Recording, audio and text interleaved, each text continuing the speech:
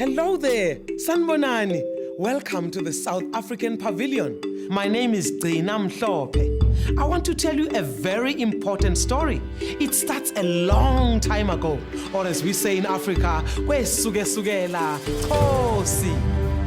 Long ago, when the world was still very, very young and the continents were still slowly separating from one another, the oceans and the lakes and the rivers still had no names. There was a land at the very southern tip of the African continent. It was a land of great beauty, majestic mountains and the rolling hills. The sun smiled lovingly down on this land. When the rains came, the fertile land looked so beautiful. The many plants, the trees, the flowers, oh, they grew so happily. There was a time when there was a great inland sea here. But as time passed, the sea dried up, leaving behind its mark in the rocks. A great drought swept over the land. Angry winds blew. The sun's heat was more than what people and animals could bear. How they suffered. They could try to live with very little food, but no water. That was impossible. One day, a young girl called Nozipho woke up very early. She walked down a dry riverbed strenuously, putting one foot in front of the other. She did not know if she would be able to get even a little water to half fill her clay pot, when she felt some eyes looking at her. When she looked up, there was a gray-crowned crane, the revered Indwe bird. Indwe said, "Greetings to you, young girl. You must be very hungry and thirsty." Nozipho replied, "Yes, I am. My family has not had water in days. I'm afraid we shall soon die if I go home with an empty pot again."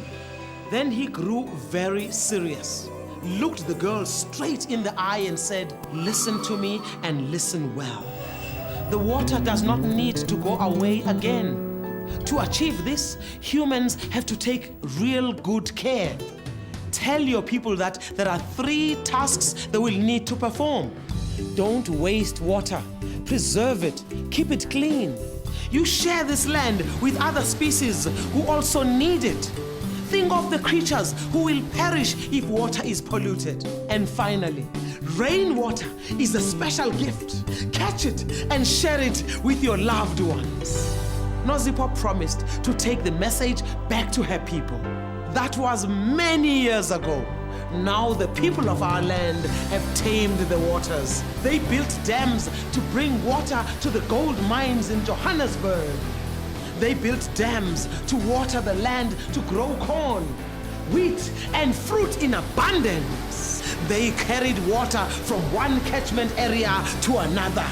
The government has brought water to the poor and to the hungry. They have even brought water to the playgrounds.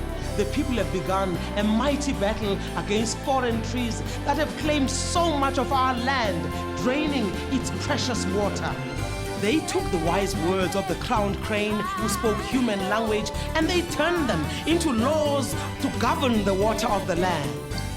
We owe thanks to the water in the generation of electricity for all the development that has placed South Africa on the world map. If we do not take good care of our water, all the hard work, inventions and growth over hundreds of years will have no joy in the end. But if we listen, learn and love our great Mother Earth, Father Time will travel with us on our long journey through life as we flow like a magical river to the welcoming arms of the ocean. The stars and other celestial brothers and sisters will say, "Well done." They will shine brighter than ever before, and so will we.